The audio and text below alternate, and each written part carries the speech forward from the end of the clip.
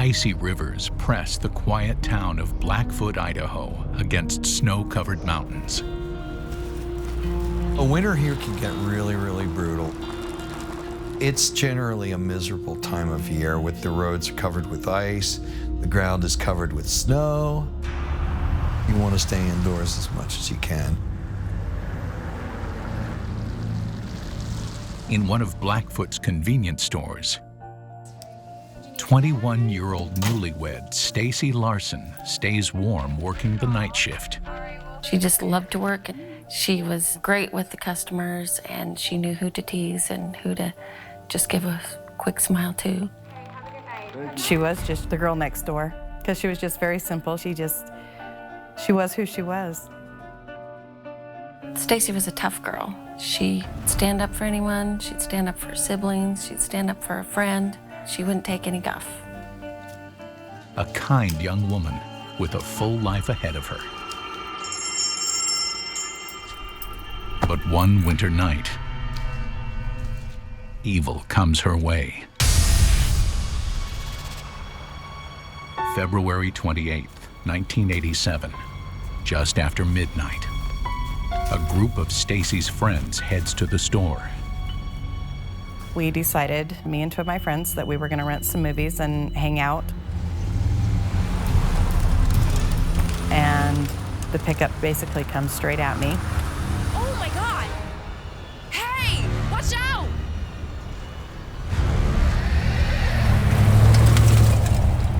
I assumed that it was just a drunk driver. I mean, it's the middle of the night. They hope he didn't give Stacy any trouble. Stacy? And I looked around. I'm gonna go check the cooler. Even went back in the cooler, calling Stacy's name.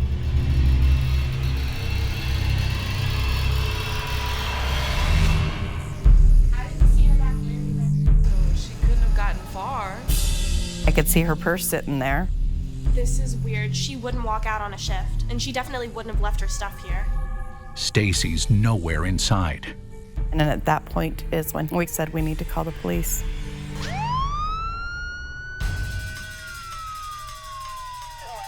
When we arrived on the register, it showed that it was just after midnight was the last transaction. About $200 was missing from the till. But The women tell police about the truck. It was a dark green pickup, and I remember the hitch being on the front. And I remember seeing a person inside the pickup with long dark hair, kind of a little bit bigger build. But they didn't see a face. Had someone robbed the place and grabbed Stacy? We could see in their eyes that this was serious, that this was something that was not okay. Stacy's empty car is still in the parking lot. Police contact her husband. Officers went to her house, and her husband was shocked that his wife had disappeared. Every available officer searches in ever-widening circles from the mini-mart. They check roadsides, open fields, canals. No sign of Stacy or the mysterious truck.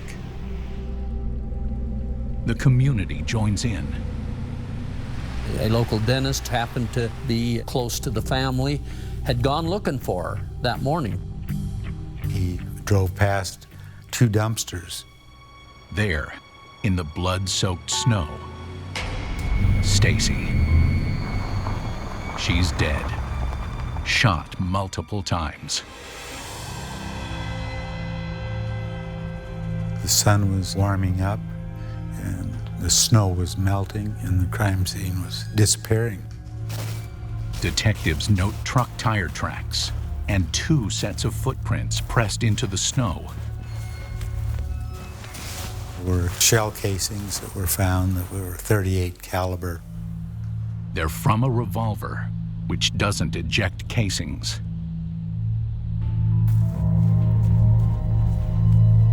There's more.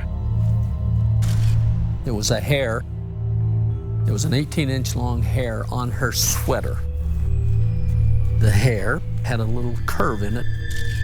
It doesn't match Stacy's. Could it be the killer's? Detectives also note what they don't find. Her watch was missing. Many criminals take souvenirs so they can remember what happened. Blackfoot police believe an assault started in the truck. Stacy would fight before she would let somebody sexually take liberties with her. She was of that nature, so she would not give in voluntarily.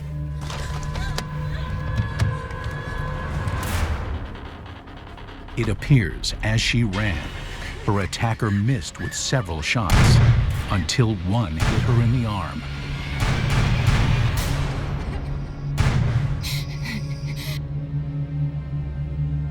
The killer dumped the casings while reloading.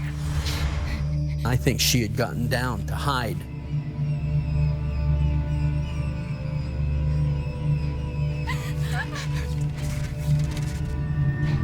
I think that he went up and shot her from close range.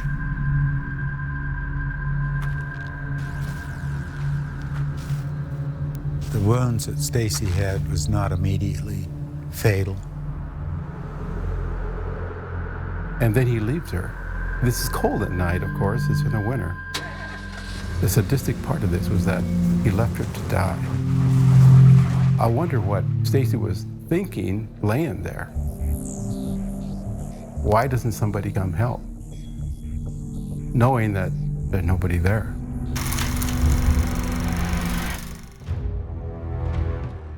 There's the mystery of who did this. Who did this brutal thing to this beautiful young lady? Is it money? Is it drug related? Is it alcohol related? Or is it sexual related? I was just wondering how, who. I had no idea. I couldn't think of a soul that would have done that. And I thought, how could they have gotten away with it? She's so tough. She would have fought like no other. Just no way that could have happened. Detectives developed their first good suspect when another clerk at Stacy's store tells them about a frequent customer, Eric Whitney. How are you? Oh, pretty good now that I've seen you today. Well, that's good. We're glad to see you. He would go in, and she was friendly to him. And he was the kind of person that didn't communicate very well with women. Can I help you with anything? Yeah, actually, I was wondering if you'd like to go out with me sometime. Oh, I'm married. What your husband don't know won't hurt him. No, I'm sorry, no, that actually won't. He was a person that had a hot temper, that was physically capable of being violent. Police track him down. When we talked to him, he had scratches on his face, and they almost looked like fingernail scratches. We were looking at a victim that would have fought back. They ask Whitney if he has any theories about Stacy's murder. It's a tactic that sometimes gets ego-driven killers to give themselves up.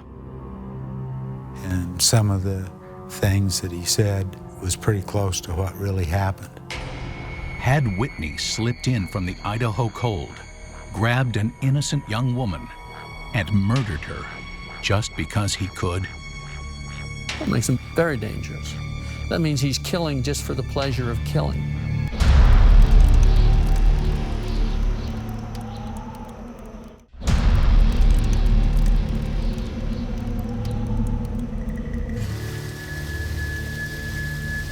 On the edge of Idaho's Snake River in the chilling winter air, Blackfoot police investigate the merciless slaying of 21-year-old store clerk Stacy Larson. Anytime you have a murder, it's brutal, and it's very upsetting. This is going to be something that's going to touch the lives of a lot of people. Suspect Eric Whitney has a history of a violent temper. But he claims he was at work that night. When detectives check his time card, they see it's true. He was there until long after Stacy was killed. Eric Whitney didn't do it. So, who did? Investigators have no witnesses, no leads on the truck. We were looking for a bad person. It's a very bad person. We always had the feeling that this person would probably do it again. 16 days later, and 30 miles north in Idaho Falls,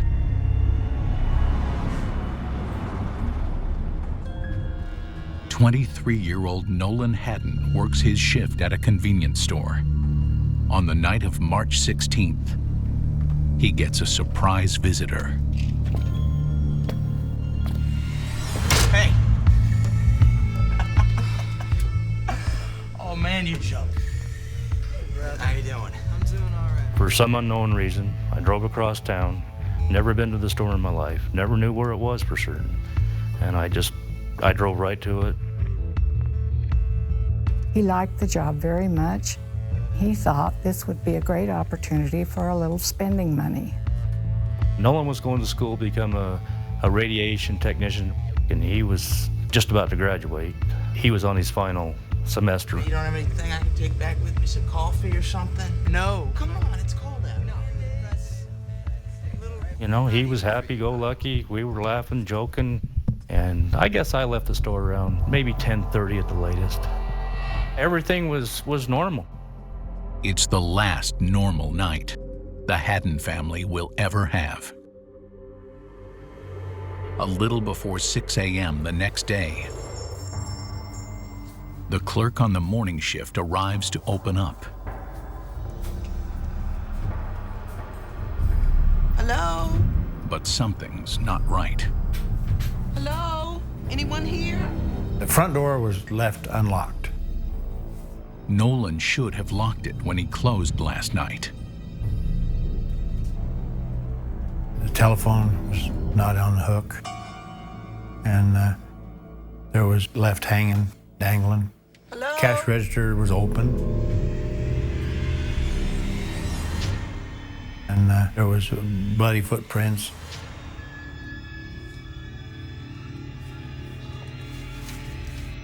And so she called her boss from inside the store, and then he came over. It's Nolan in a pool of blood. He has a pulse. Hurry up, call 911. Hurry up. He was suffering from loss of blood and hypothermia. The owner tried to help with preventing more blood from being lost and called 911, did everything that he could trying to save Nolan. There was still some life there, and so they get him to the hospital as fast as they can. ER doctors see Nolan has been shot several times. While the doctors do their work, Idaho Falls detectives do theirs. I just began working my way from the outside in to find clues, and I lifted 149 fingerprints out of there. Not a lot for a busy store, but a challenging number to ID. They photographed the bloody prints, likely from boots. The owner had told us that missing was around $116 out of the cash register, and numerous cigarettes and numerous lighters. That was about all they could determine that was taken at that time. Not taken, more than $1,900. The attacker shot him for the thrill of it. The money was still in the safe, and the safe was open, wasn't locked. In the cooler, there was 5 bullets shot in there. We were able to recover some of the slugs that missed the victim. They're .38 caliber. They were in pretty good shape, so We had a good look at bullets right off the bat, and it was a federal lead hull-based bullet. Nearby, curious clues. Partially burned paper bags and a lighter. There's no security camera, so investigators begin canvassing the area for witnesses. They also have to notify Nolan's family. We got a phone call very early in the morning that he had been shot, and he said, "This looks bad." You heard, well, he's been shot. Well, you don't know how bad or anything. I was definitely in shock. I was so confused. I knew right where the hospital was, but I couldn't find it. I don't know how to really explain. Just shock, confusion. While Nolan undergoes emergency surgery, all the family can do is wait and remember. Nolan was a very active person. He was always fun with friends, doing things, you know. He'd take off and go to West Yellowstone or fishing or hunting. He was the youngest of our three boys, and he was a very easy child, very friendly. It's not just family thinking about the young man. Nolan was a good employee, well-liked. I had been in there a few times as a customer, and he was always very nice. The detective's daughter was even more of a regular. Detective Shaw's daughter was a nurse at the hospital, and she came in every night about 9:30 and got an apple and, I believe, a drink. So he had them out for her. Now, Nolan is barely clinging to life. We were all hoping that Nolan would pull through and that we'd be able to catch the person that did it quickly, and Nolan be able to assist us in doing that. While doctors struggle to save Nolan, police try to piece together how it all went down.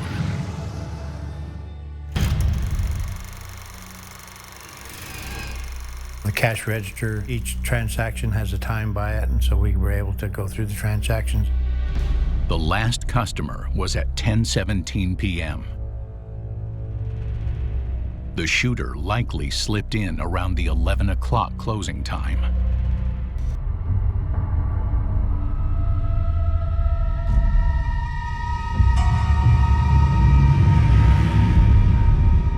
Nolan was taken into the cooler, told to kneel down, and he was shot 5 times in execution style. Probably with a .38 revolver, which doesn't eject casings. Exactly like the weapon used in Stacy Larson's slaying. Nolan didn't give up. One of the bullets had severed his spine, so he was unable to get out of the cooler. There's bags in there, grocery bags. He was able to light a fire to keep himself warm. We found out that he'd been in there almost 8 hours before he was discovered. We wanted to save life, number one, first and foremost. But as an investigator, I want to witness. And they need to know if it was the same shooter who had attacked Stacy, the shadowy man with long hair. They were both convenience stores. They were both late shift. They were both shot with the same caliber weapon. We wanted to compare because both were a .38, and so we did send the bullets to the ballistics people at the Idaho Crime Lab, and they matched. Definitely the same shooter. There's another strange connection between Stacy and Nolan. A few days after Stacy's murder,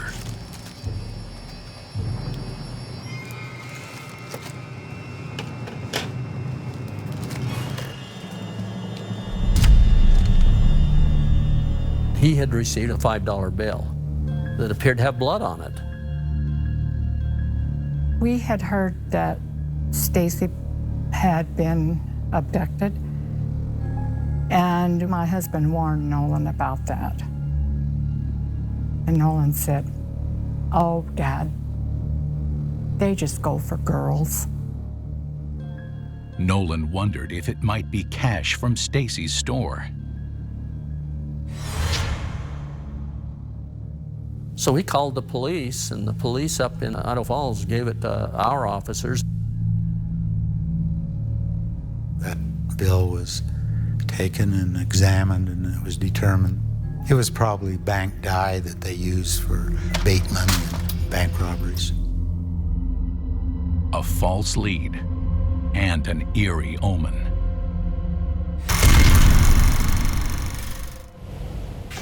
Less than 2 weeks later, Nolan Haddon is also shot. Everybody becomes a suspect. Everybody you see, somebody drives by your house. Are you the one? You know, are you the one? The only people who can answer that are the shooter and Nolan Haddon, who's still struggling to survive.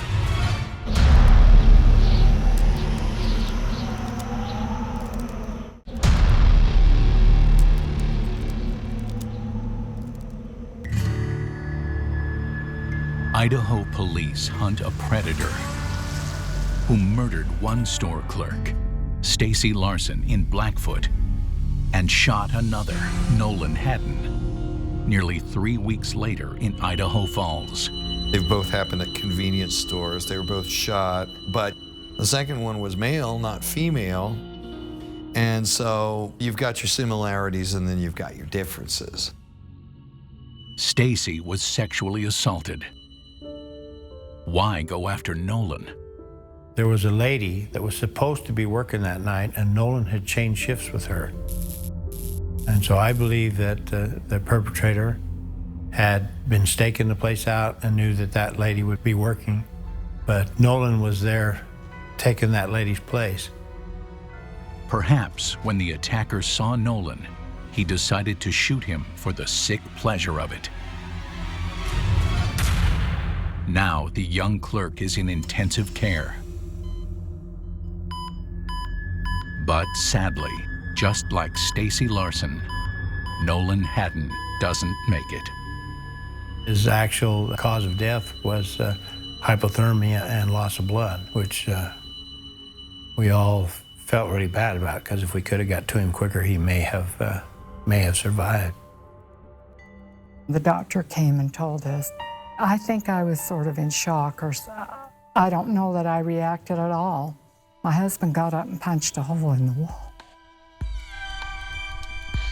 I remember finding my parents, and we walked into a room where he was. He was laying there on the table, and had 5 bullet holes in him. And the hardest part was watching my folks try to bring that kid back to life. Yeah. That's always been the roughest for me. Well, you can't imagine someone taking someone's life just for a few cigarettes and a little money. It was very difficult for any of us to comprehend. I never dreamed we'd have murder in our family. I guess I expected the whole world to stop, and it didn't. It really didn't. Clay's one comfort, his unexpected visit to the store that night, gave him one last chance to see his brother alive and happy. They say things happen for a reason. I've learned in my life that is very true. It is very true. Hearing the whole story about Nolan was unbelievable. You were just gone through one, and then there's another one, and how could this possibly happen to people that I know? You know, you just wonder, is it gonna stop? Is there more? What's gonna be next? Your imagination can run wild in a climate like that. Men were like, if anybody tries that with me, I'm gonna shoot that son of a bitch, you know? But women are like, oh my God, there's a monster out there. I mean, you talk about worst case and worst nightmare scenarios. We knew, all the investigators there knew, we have a serial killer going here. It was just a time when the community had to face certain things about where it lived and the times we live in. Before these homicides, there were a lot of people who might have said, well, that sort of thing will never happen here. And after that, I don't think anybody was ever going to say that again. Investigators continue searching for the truck seen at Stacy's abduction. Imagine 10,000 vehicles in Idaho Falls trying to find a pickup that matches. There's hundreds of them, but you have to go through that. As they scour the area, calls pour in from frightened residents. There's people who are giving you all sorts of information. You know, I saw somebody, I think it was so-and-so. There's a ton of information flying around and you have to sift through it to figure out what's good and what's just somebody who wants to make a headline or something. Most leads lead nowhere. Though one promising tip comes in from Firth, Idaho, halfway between Blackfoot and Idaho Falls. We became aware of a person that was booked into jail and had told the jailer that he should be charged with first-degree murder because he had killed someone. He knows several details of Stacy's murder police withheld from the public. He says he took her from the store, out into the woods, and shot her in the back with a .38. And so at that time, we thought we might have the person that had killed Stacy. Hoping to cement the case, techs collect hair samples and shoe prints to compare to the ones from the crime scene. None match. Under pressure, the man finally admits it was all a lie. He was angry at being arrested on what he thought were bum charges. So he falsely confessed, just to waste investigators' time. He recanted the story and had alibis so we could eliminate him as a suspect. More time lost, and none to spare. Everything stopped in our personal lives, and we were working on this case with nothing else in mind. In a town like this, something that sensational, something that terrifying, people are talking about nothing but this. It was the subject in the stores, in the churches, in the workplace. I was talking with a locksmith friend of mine, and he says he went from installing 1 or 2 locks on homes every week to 10 or 20. We all felt there's going to be another victim soon. We needed to resolve this thing quickly so that others can't be harmed. By that point, the police were getting really, really rattled about it, too.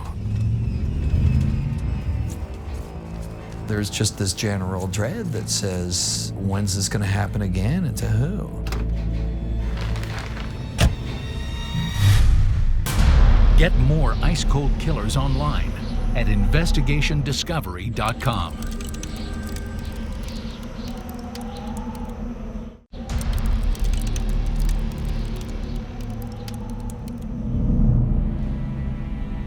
In Idaho, a shadowy gunman first kills 21-year-old store clerk Stacy Larson, then 23-year-old clerk Nolan Haddon.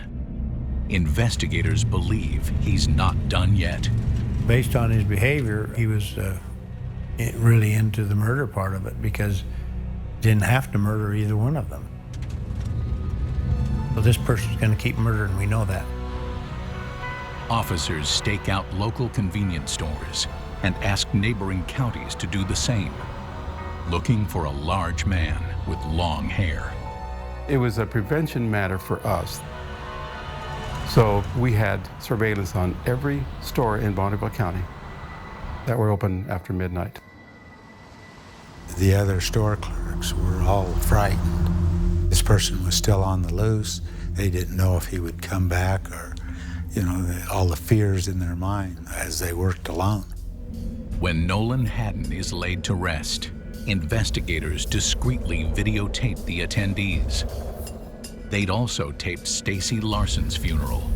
In a lot of murder cases, the perpetrators go to the funeral or go to the gravesite. I was going to film everybody who came and went from the funeral, and also I went out to the cemetery and did the same thing out there. They're looking for anyone suspicious, but no one seems to stand out.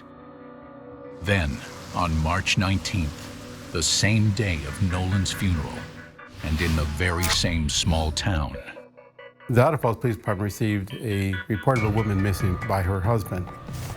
the husband says his wife, 34-year-old special education teacher Andrea Townsend, wasn't feeling well that morning and decided not to teach. She told her husband she was going to school to drop off a lesson plan and never came home. When we put the picture of her through the news media, calls started coming in. She had been at a grocery store here in Idaho Falls, and she was observed by herself. And I hesitated to call it a criminal case at that point, but we sure couldn't ignore it either. We started a search for her. Police have a hunch this is related to the earlier murders.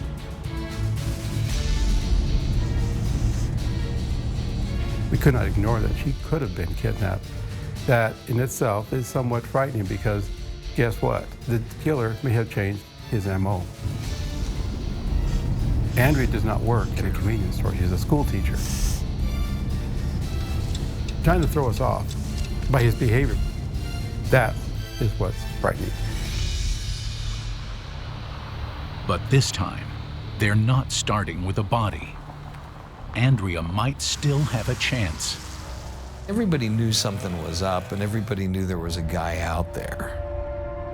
But it was the third one that really made it into the sensation that it was. The dread became palpable then.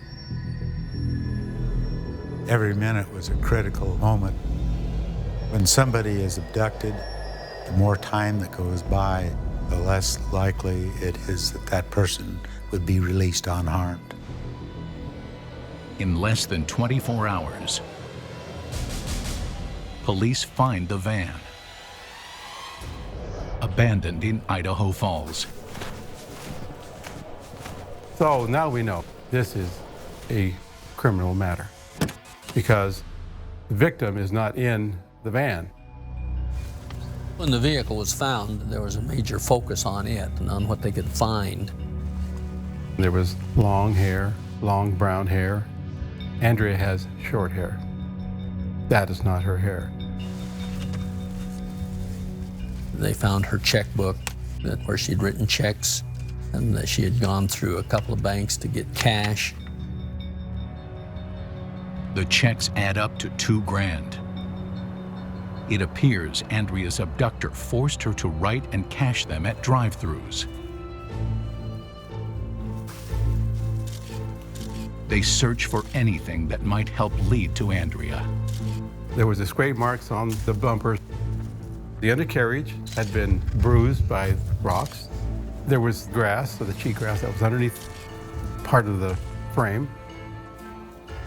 One of our deputies, who's just amazing to me, saw the cheatgrass and goes, well, that cheatgrass is in the desert.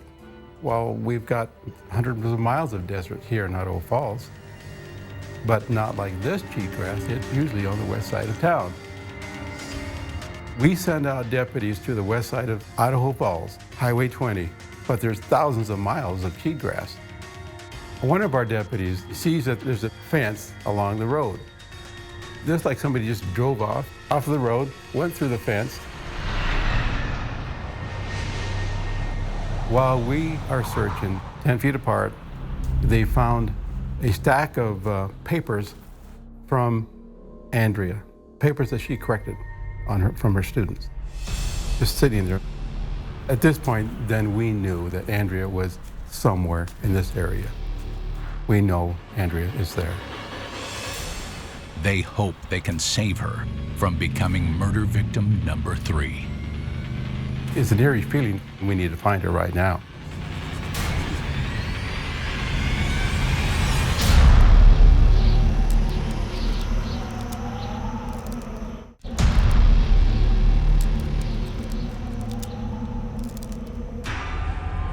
After the slayings of Stacy Larson and Nolan Haddon, authorities in southeastern Idaho scramble to find abducted teacher Andrea Townsend.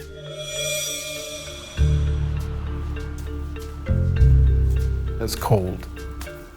And the sheriff said, let's stretch out and we're going to walk this field.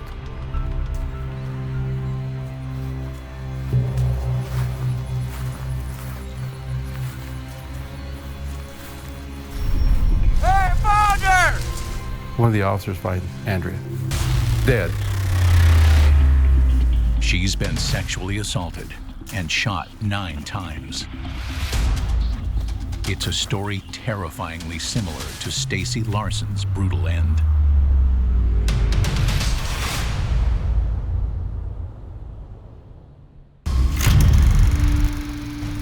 Like Stacy, it looks like Andrea tried to escape, but the killer fired from behind.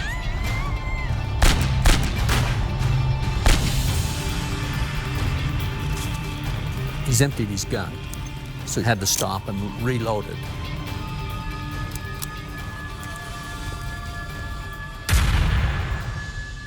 And that was the final shot.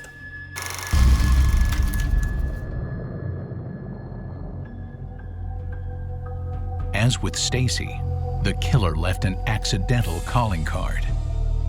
It links him to the crime beyond any doubt. She had a head hair, 16.5-inch long head hair, shot into her heart. So the hair from the shooter was embedded in her heart. He did not take expensive jewelry. Once again, this wasn't about robbery. The killer is merciless and consistent. This slug is 38 caliber, 38 slug in Stacy's, 38 slug in Nolan's, and 38 slug in Andrea's. We have the same suspect. Officers canvass the area and find a witness with a crucial clue. The farmhand, who worked half a mile away from where Andrea was located, heard 6 or 7 shots and observed this van driving eastbound on this road and saw that it was his cousin Paul. Investigators learn Paul Ezra Rhoades has a long criminal history involving drugs, robbery, and is a suspect in a bizarre, vulgar act committed on a lingerie shop mannequin during a store break-in. Police believe he performed a sex act on it, then shot it with a .38. In terms of profiling behavior, here we have a mannequin that's sexually abused. And I think that was the eerie part. Now he's going to actual human beings. This guy was obviously pretty twisted out of normal parameters of behavior, don't you think? Detectives race to Rhoades' home. He's not there. His mother says she thinks he stole her car. The thought is, he's going to kill again and again until we stop him.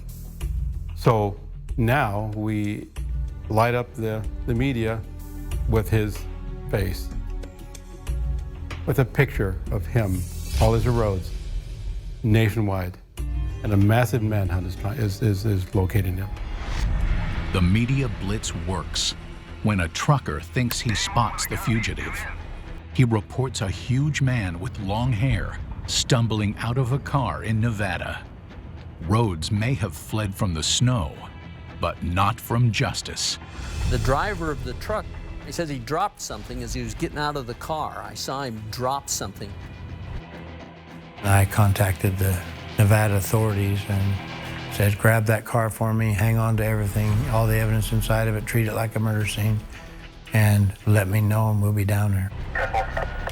Nevada police respond. The door on the driver's side was still standing open, and laying there was a .38 revolver. That's our gun that killed all 3.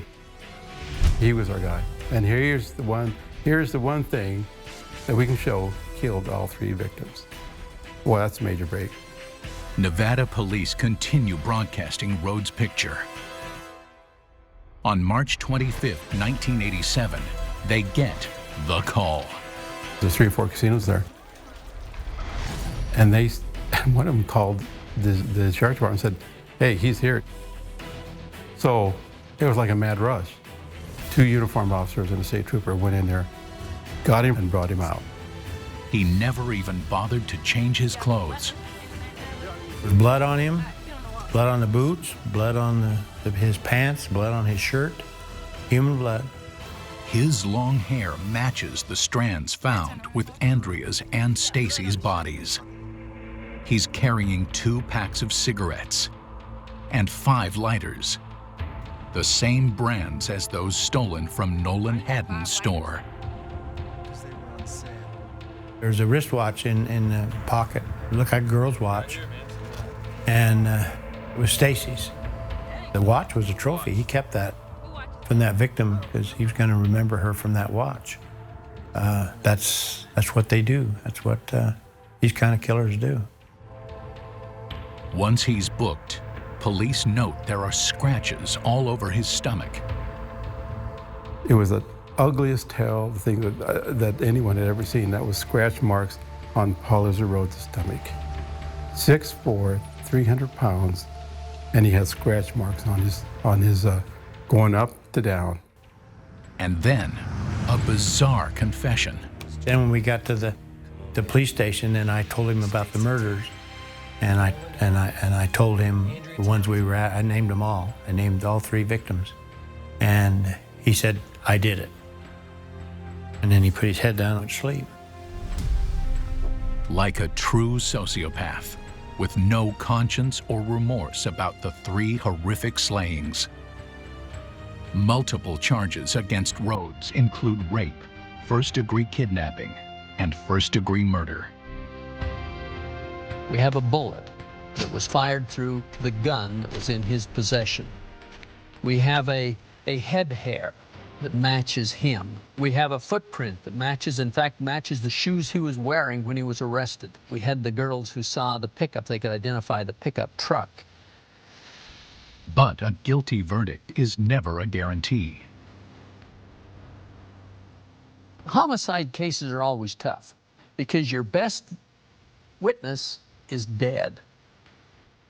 And not very many people kill people who commit premeditated murder, do it in front of the public. And so you have to put a case together based on circumstantial evidence, nearly every time. As the news spreads, the Idaho Falls and Blackfoot communities realize he's a local fixture. There was a lot of, oh, I've seen that guy, because he was pretty hard to miss, being as big as he was and as menacing looking as he was. He was definitely not the type to blend into a crowd. I saw him in the convenience store when I had been there visiting with her, but I didn't think anything of it. For me, it just seemed unreal that you would have been in the same place as someone that could have done something like that. Paul Ezra Rhoades pleads guilty to killing Nolan Haddon and stands separate trials for the slayings of Stacy Larson and Andrea Townsend. In Bonneville County, he was found guilty of first-degree murder. He was found guilty of first-degree kidnapping. In Bingham County, he was found guilty of the very same things. That's a satisfying feeling. It's feeling, well, to this point, we've done all right. He shows his viciousness one last time. Well, when Paul Ezra Rhoades was found guilty in the courtroom, as he's sitting on the other side of the room, within 15 feet of him, he, in his violent act, as I figured he would do, from across the room, he threw a chair at me and Tom Moss. Of course, we caught it. But that's how angry he got, just like that. We can see what he did to those victims. So as far as we Am I happy that he got what he deserved? Yes, by all means. He's the most sadistic killer I've ever seen in Idaho. He's sentenced to life for the murder of Nolan Haddon and death for the murders of Stacy Larson and Andrea Townsend.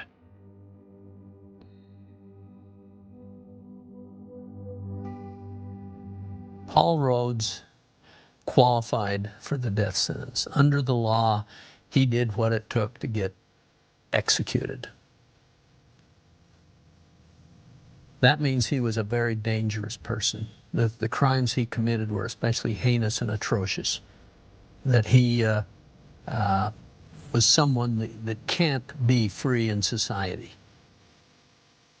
In fact, the reason for the death sentence is they don't want even to have him in prison, alive, because of their propensity and their viciousness. But the question still remains. Why did he target those innocent victims? I think what's always going to be a mystery about Rhoades is why did he do it? This wasn't a crime of passion. This was more a crime of just compulsion. Some switch went on in his brain and said, I got to go out and kill somebody, and then I'm not going to be right until I do. On November 18, 2011, Paul Ezra Rhoades is executed by lethal injection. Well, the victims were all innocent people just trying to be happy, living their lives. And not only did he affect the people that he killed, but the families and all the relatives of those people changed their lives forever.